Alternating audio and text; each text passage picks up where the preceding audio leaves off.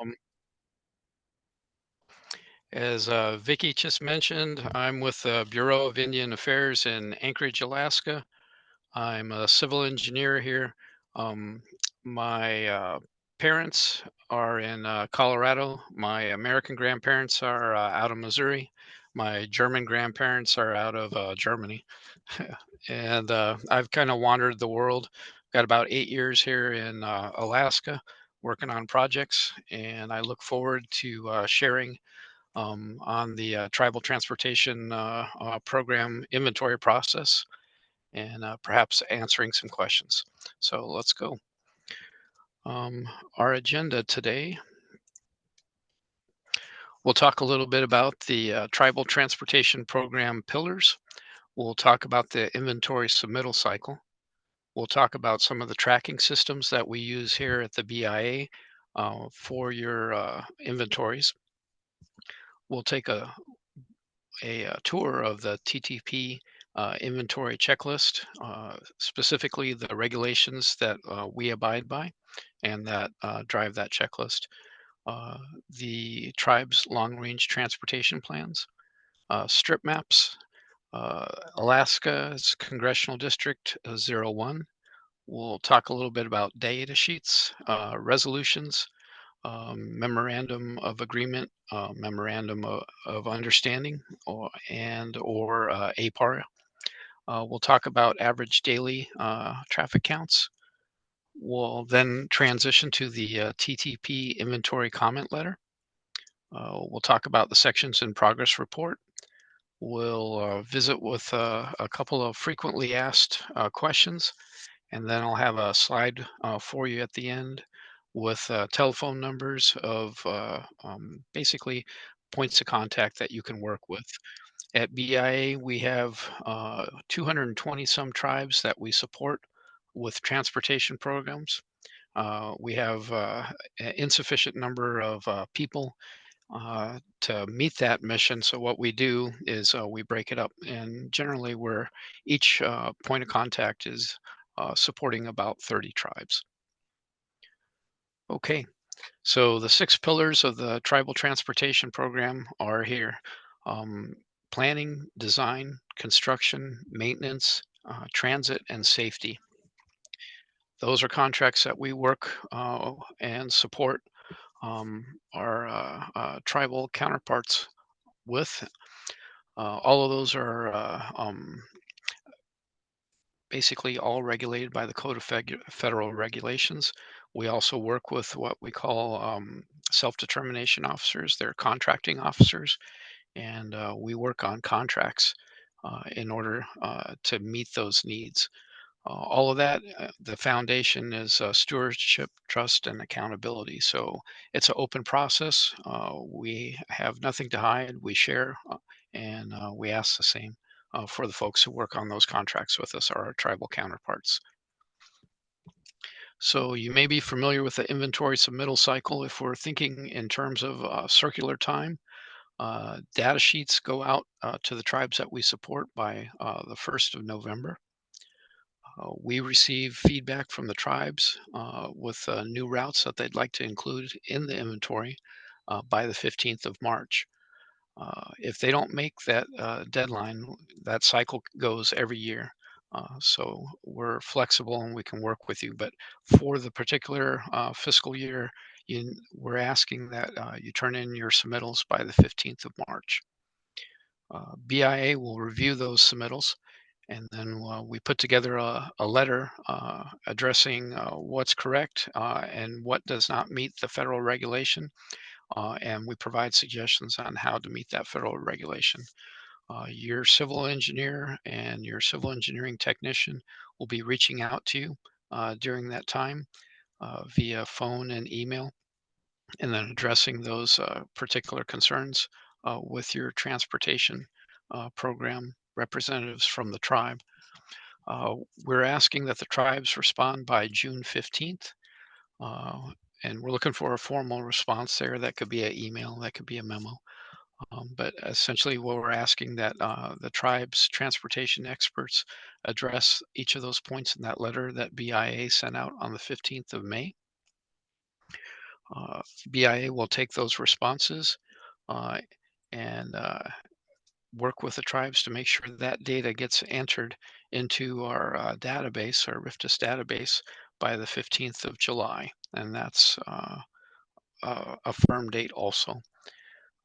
BIADOT, which is Bureau of Indian Affairs, Department of Transportation, Albuquerque, will then review those submittals and provide feedback on any concerns that they have. And they also provide suggestions on how to rectify any issues that don't meet the Code of Federal Regulations. Uh, then we start the cycle anew. Uh, Once again, data sheets head out on the 1st of November. So currently, if you would take a look, you should have your letter that was sent out the 15th of May. And if you have any issues, you can reach out to me, or at the end of this briefing, we'll have a slide with points of contact that you can reach out to as well. All right, so this is um, time as a circle. Let's look at time in a linear fashion and provide some additional data. So the previous slide that we just looked at is also here, but again, linear, right? Each of the stars there on the left-hand side of that spreadsheet, that grid, is where we're looking for tribal response, November 1st, March 15th, and June 15th, right? And for a linear standpoint on time, again, starts on November 1st, and then September 30th, we get a response from Bureau of Indian Affairs, Department of Transportation. Now, as mentioned, we can take submittals for inventory at any time in the year, but they will have to meet this timeline, right? And we'll work with you at any point in the year to get your inventories taken care of. Okay, so how do we keep track of all this? As mentioned, we've got over 220 tribes that we support, and we don't have very many folks. What we use internally is Microsoft Access, and we use a database. Uh, each of these items here that you see on this slide, the tribe, the point of contact engineer, the fiscal year that we're working on, those dates. Uh, are you working with tribal transportation folks, or are you working with a tribal transportation contractor? How many routes we're looking at? Are MOUs, MOAs, APARs being tracked and submitted? Traffic counts, dates that letters are sent back and forth, uh, and then when is that going on forward to BIA. All of that is tracked here in Anchorage via Microsoft Access. And we're happy to share that with you if you have any questions on your submittals each year. So how do we track that? Um, that information also is represented here on this spreadsheet, and as referred to previously, we are subject to the Code of Federal Regulations. So we have two specific portions of the Code of Federal Regulations that we look at: 25 CFR Part 170.433 and 25 CFR Part 170.446.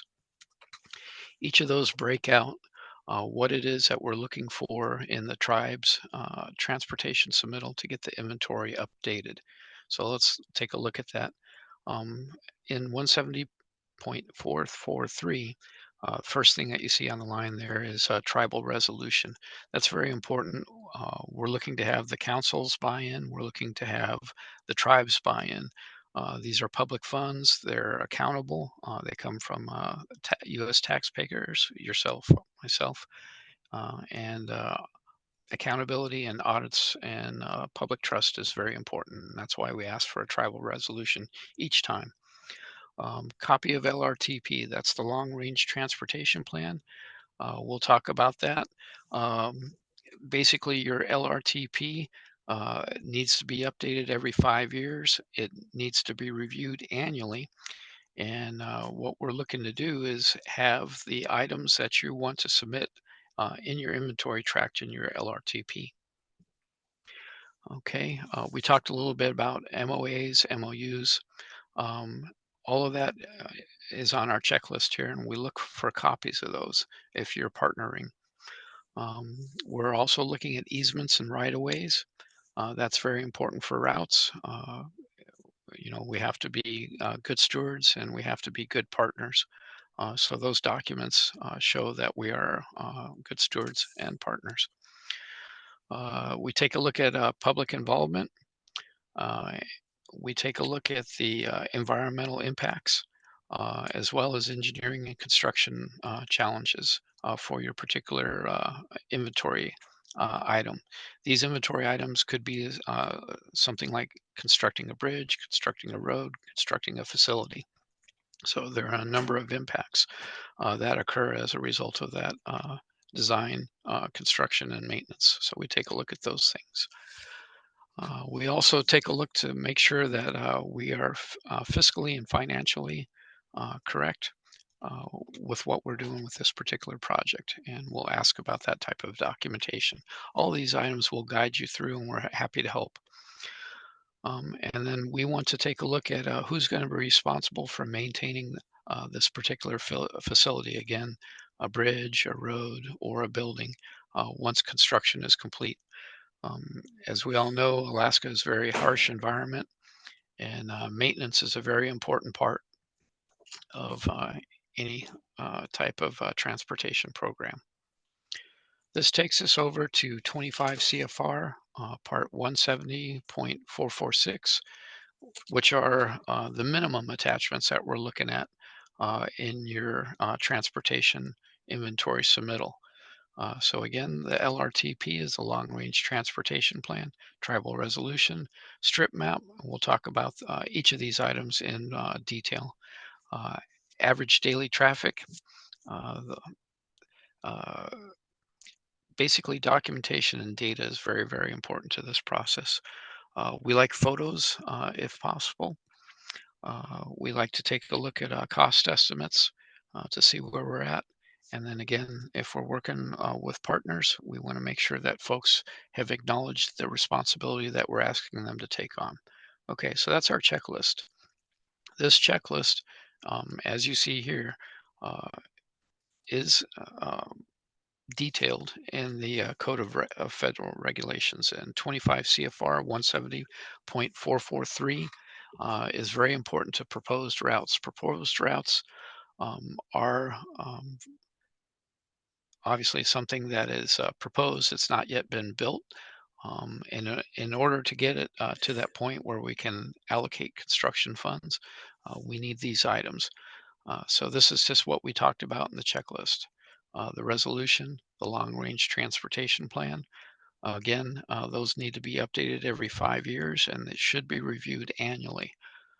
There's a fair amount of detail in your LRTP, and putting the time into putting together a good LRTP makes for a good program. We take a look at who you're working with. Again, the regulations call it out specifically. We're looking for easements and rights of way. We need to make sure that we're not impinging on someone else and they're not unaware of what we're proposing. So I'll give you a moment here to read the rest of these items here. All right, and then this takes us to the minimum attachments that we're looking for when you provide a submittal. Again, long-range transportation plan, very important document, and we're happy to help you put those together. There's a lot of contractors here in Alaska that do a good job.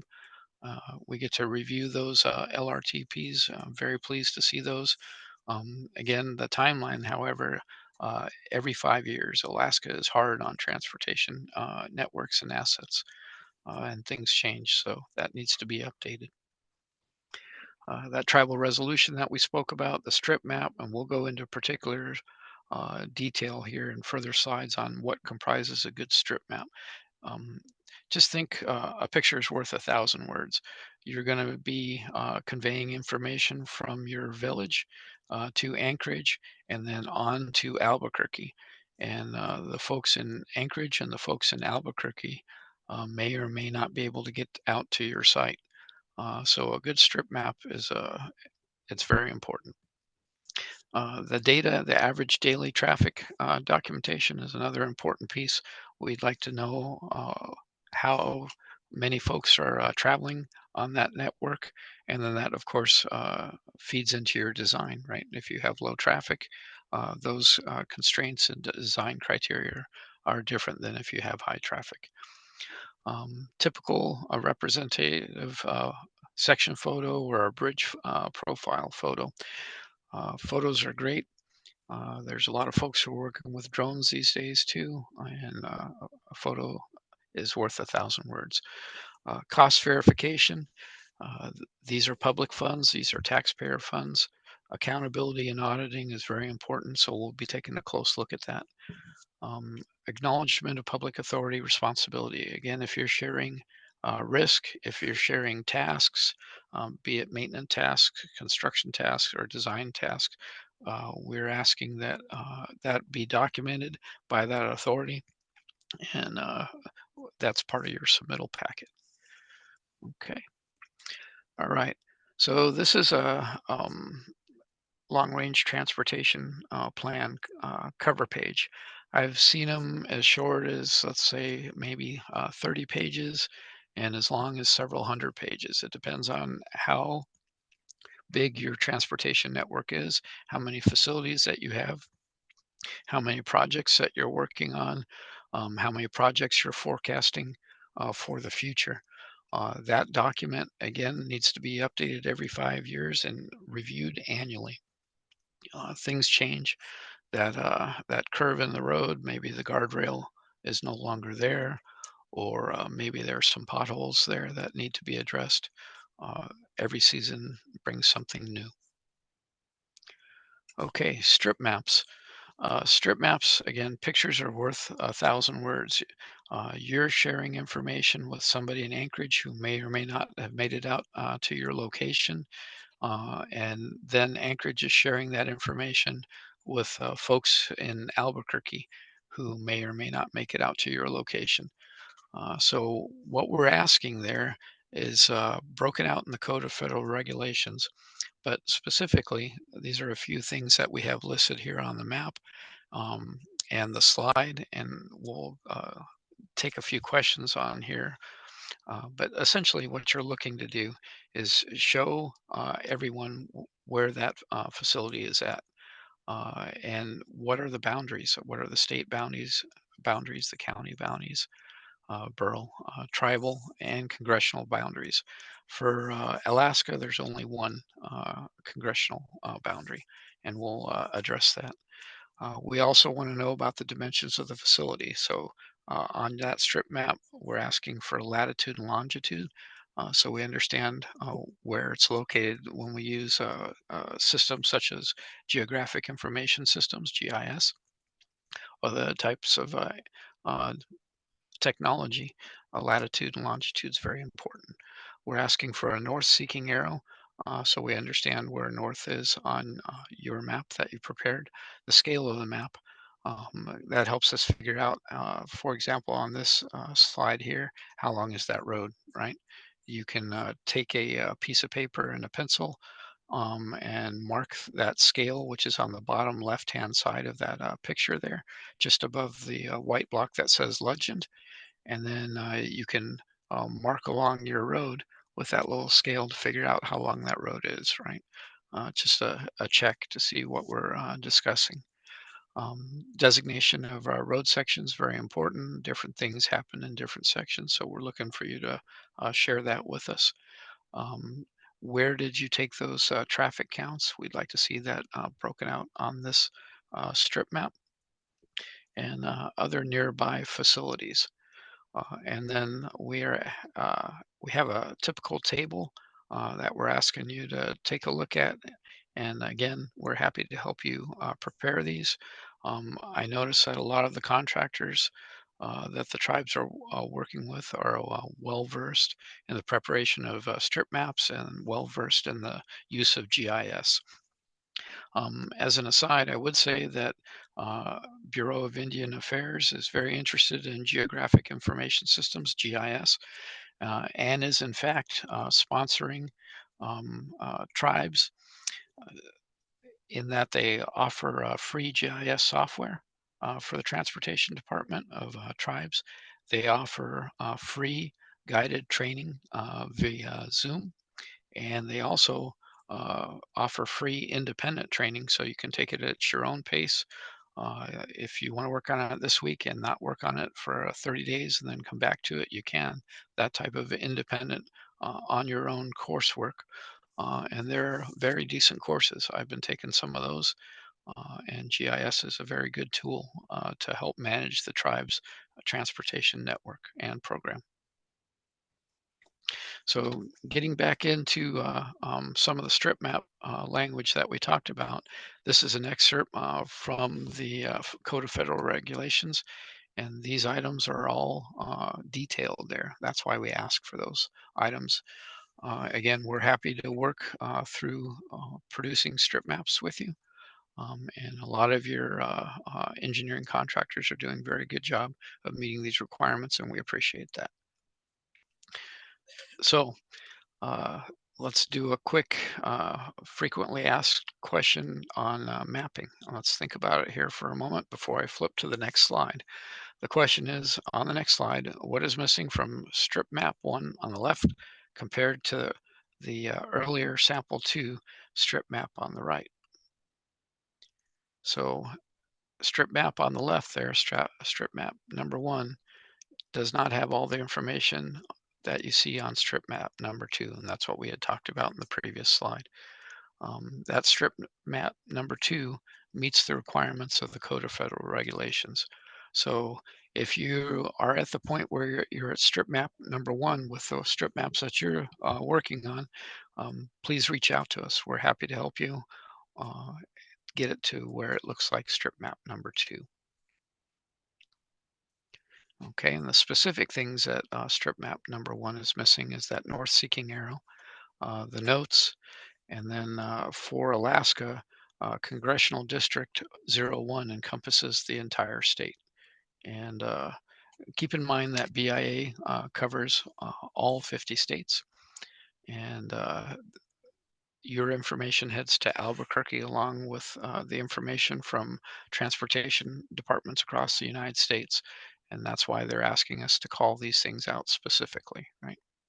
Because a zoomed up map like this is not always strip map number 1. Not everybody knows that's in Alaska. Strip map number 2 helps define that, and that reviewer has a better understanding of what's occurring and what's being asked. Okay, so as mentioned, there's only one congressional district for Alaska, and it matches the state boundary. It encompasses the entire state. Okay. We talked about resolutions, but let's talk about it a little bit more. What is a tribal resolution, and what form does it take? A tribal resolution is essentially a memorandum. It asks the BIA to input the routes into, you know it as RIFDS, or the National Transportation um, Facility Inventory. Uh, it names the route by specific route name, route number, route section, length, construction need, and ownership. Uh, that's broken out in the Code of Federal Regulations. That's a required type thing. And then it needs to be signed and dated, right? We're looking ideally to have a council letterhead, a resolution number. The tribe needs to track that. And then that is part of your submittal packet. Okay, let's talk a little bit about MOUs, MOAs, and APARs. Memorandums of agreement or memorandums of understanding require two signatures. Basically, you're asking somebody outside of the tribe to take on responsibility, to take on risk, and to expend funds. So that is a legal document, and that needs to define roles and responsibility. For example, does the city own the route? Does the tribe maintain the route? That could be one approach that the tribe is taking. Uh, does a village corp, are they involved, the corporation? Do they own the route? And perhaps the tribe maintains the route. Whatever choices are made, that needs to be spelled out in that MOU or MOA, signed off and submitted as part of the inventory submittal package.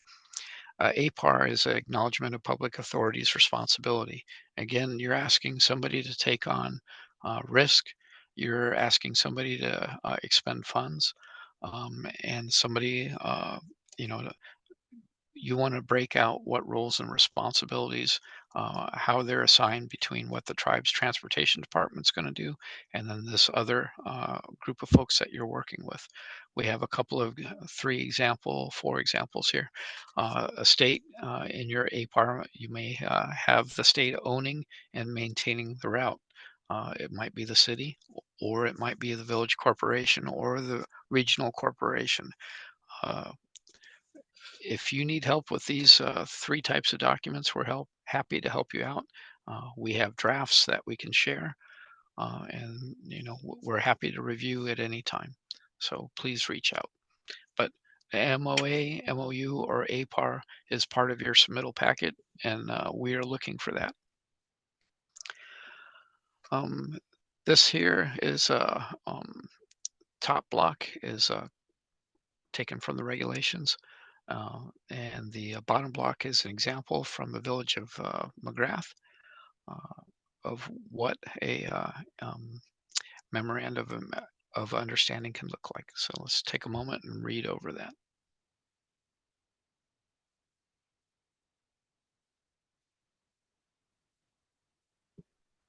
Okay, MOUs, MOAs, and APARs. All right, average daily traffic count. That's another component that we're looking for your submittal to have. They're abbreviated ADTs. They're for existing roads. And essentially what's happening is you're measuring the amount of traffic that's occurring on that particular stretch of road over a specific period of time. We're asking you to break that out by as much detail as you possibly can. More data is better. And this is a typical example. If you haven't done one of these before, we're happy to work with you, share with you some of the common technology that's used. And a lot of the contractors that are working with the tribes are very well versed in developing this data. But if you see one of these, this is an example. Okay, all of that information, the folks here at Anchorage will take that information and review it. We will put together a memo. Yeah, this is that memo that I had shared with you on the inventory submittal cycle. Um, what we do with this particular memo, essentially what it does is it shows you what's working and where we have concerns. We mentioned the CFR, the Code of Federal Regulation, that's driving us. And a lot of these things, again, it's a transparent process. It's a public process. And we try to follow rules and share that with all concerned so everybody knows, you know, we are following the rules. Okay, some of the things that you're going to see, generally we add a matrix and we'll provide typical comments. These LRTP, again, long range transportation plan. Uh, so these are typical comments that you'll see coming from BIA Anchorage. That requested comments or the requested action column is some of the things that we're suggesting will help with getting your inventory submittal accepted uh, into the database. And again, we're happy to work with you on all these things. And we notice that the local engineering firms that provide support to the tribes are well versed in providing solutions. So let's just take a look at this. I'm not going to read each of these to you. but I'll give you a moment to take a look.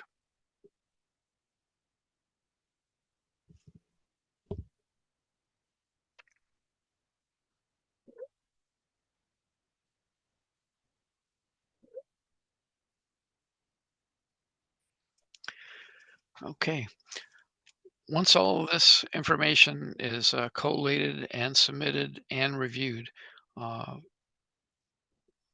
BIADOT, which is again Bureau of Indian Affairs, Department of Transportation in Albuquerque, returns what's called a section in progress report. We take a look at that.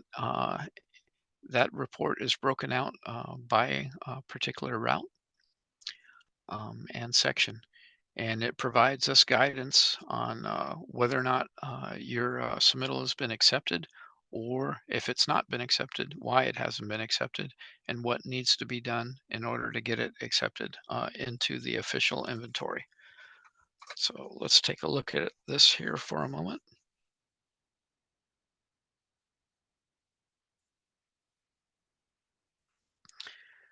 So one of the things that you will probably notice in this particular report, uh, that strip map that was part of this particular submittal, and we blanked out the tribe that it came from, did not meet the requirements of the Code of Federal Regulations. As you recall, those strip maps document where that route is at and provide a lot of specific information. Without that information, you don't get a review, right? The folks in Anchorage have difficulty piecing together what's happening, and the folks in Albuquerque have difficulty piecing together what's happening. They're taking a guess, and that doesn't work. It's a public process, so we need to have documentation. So your strip map is a very, very important component um, of all submittals. If the strip maps are wrong, you're going to see a process report like this, whereby that is returned to the region. And then what happens is the point of contact engineer will reach out to the tribe's transportation department and then go through each of these items here and put together a plan on how to meet the requirements. Um, so we ask that you take a good hard look at some of these things that we're discussing here in this particular briefing. All right, we have a series of frequently asked questions that we receive here in Anchorage and also in Albuquerque. Um, so per the Code of Federal Regulations, can TTP funds be used on seasonal transportation routes? The answer is yes. A tribe may use TTP funds on seasonal transportation routes that are included in the NTTFI. Information regarding the standards for seasonal transportation routes are found in 25 CFR 170.454. This is a common question, and again, your point of contact engineer here in Anchorage is happy to help you uh, sort these questions. All right. Another frequently asked question that we receive is per the CFR, can TTP funds be used as matching funds to get more federal money? A lot of times, tribes are working together with a number of partners to patch together a solution. The regulations do allow this.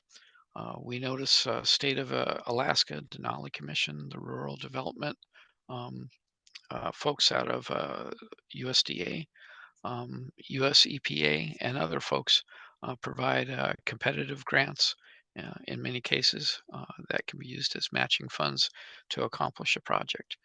Your point of contact here in Anchorage, they're all well versed in these programs. They also have contacts at these different locations, state of Alaska, Denali Commission, etc. And they're happy to put together a meeting to put together a custom solution for you if you find that your cost estimate exceeds your budget. We're very interested in figuring out solutions, and there are options. Okay. This one, I think I've mentioned it maybe once or twice during this briefing, but it's a frequently asked question. So, per the CFR, what do tribes have to do every 5 years, whether inventory is added or not? And the answer is, per the CFR, the LRTP needs to be updated at least every 5 years. It should be reviewed annually. Again, potholes occur, snow and ice cover all that, and you may not see that until we have breakup. You don't want to have a situation where somebody gets hurt, um, eh, that type of thing. What we'd prefer to do is put together a plan on how to rectify those issues and get you some funds to fix those things. Your LRTP is a key part of identifying deficiencies in your transportation network and coming up with a solution.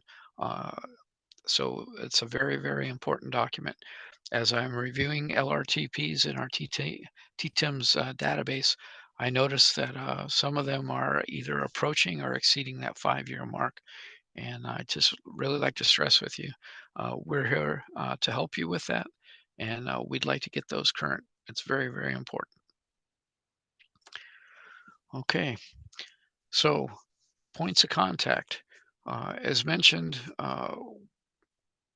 we uh, we have a small team here in Anchorage. Donna Pearson, Greg Smith, Karen, uh, Marlene, myself, and Thomas. You've probably spoken with us via email or phone. We're here Monday through Friday. If we're out on the road visiting villages, please send us an email and we'll respond. Again, keep in mind that each one of these engineers is supporting approximately 30 tribes. So sometimes things are slow, but we're always working through our emails, uh, working to help folks out. BIADOT, Bureau of Indian Affairs, Department of Transportation in Albuquerque. One of our points of contact there is Mrs. Chavez. That's her phone number. She's an integral part to the inventory program. Each of your civil engineers here in Anchorage works with her, and she's a font of knowledge, and she has a lot of experience. Uh, there's also what's called the ITEMS RIFDS Help Desk for folks who've gone to the training in Albuquerque on how to use the database and have made it through your submittal to get access to that database. That help desk is there available to you. And you might be, by you, I mean a tribal transportation program manager at the tribe, or you might be a contract engineer who's helping out a specific tribe. That help desk is open to you again Monday through Friday. Know that RIFDS is an Oracle um, uh, database. It's old. Oracle's been around for some time. BIA is very interested in transitioning to GIS. And again, BIA is sponsoring 4 tribal transportation programs that they will pay for GIS software, so ArcPro. They'll help you through installing and getting that up and running. They provide guided classes via Zoom, and those classes range from beginner classes to intermediate classes to expert classes. Those classes include using smartphones as survey devices and logging devices. When you're out on the transportation network, you don't have to use Trimble as we did in the old days. Now you can use a smartphone, and there are GIS apps. So when you're out in the field, you can log and take photographs and have that imported into your geographic information system, GIS system, back at the office once you get back and update that system. Uh, BIA is also paying for self-directed classes. So BIA has a contract with Esri, which is the provider for GIS, and they have beginner, intermediate, and advanced classes that you can take at your own pace. You can work on them 1 week and then take several months off if you want, and then come back to it, and it remembers. And you can go back and go forward. You can retake those classes as many times as you want, and that's all paid for. And that's an incredibly good resource.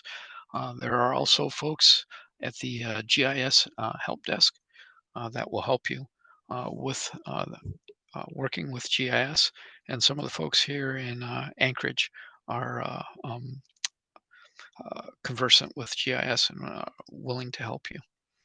Okay, so at this point, that's everything I wanted to discuss with you.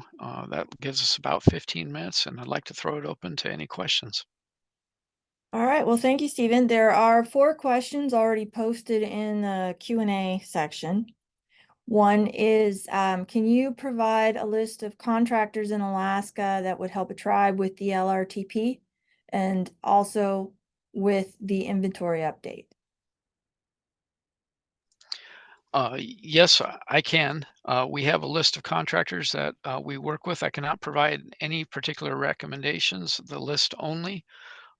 Let me come back, and I'm going to head back to my first slide here, so bear with me for just a moment.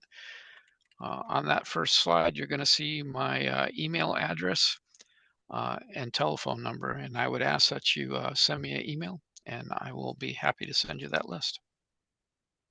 All right. Next question is, some tribes work directly with FHWA's Tribal Transportation, Office of Tribal Transportation. What is the role of the BIA for those tribes who go direct with FHWA's TTP? So BIA, our role in Anchorage is limited at that point. Once you work with the FHWA signed contract, uh, they have a point of contact engineer that works with you directly. We're standing by here and we're always willing to help out. Um, but again, we're not the lead at that point. FHWA is taking the lead. All right. Next question. What processes will change if with the BIA, FHWA, and tribes when a tribe enters into USDOT's tribal self-governance program? Well, there's a whole number of things that change, and there's a FHWA guide for the tribal transportation program that defines those changes. It's fairly robust. It includes such things as reporting contracts, financial reporting. Um, and more. So what would probably be best is if that person who posed that question, if you'd reach out to me directly at my number or my email, I can send you the link to that particular guide. Again, it's substantial, probably about 100 plus pages, but I'm also able to address specific questions. All right. Somebody's asking that, yes, this a recording of this presentation will be available on the AIDC YouTube channel in the Alaska TTAP playlist. So it'll be with all other previous webinars, and I should have it uploaded to YouTube by the end of the week. Are there any other questions? People can post in the Q&A section or chat any additional questions that they may have. All right. Well, thank you, Stephen. Thank Yes, thank you, you. Thank you, everyone, Vicky. for attending. And Stephen, if you send things out to people, if you can CC me, and I will try and make things available on the TTAP website. In addition, Stephen, can you give me a PDF of your slides to post on the website? Can do. Yeah. Yes to both. Thanks everybody for taking the time, and we look forward to working with you. All right. I'm going to stop.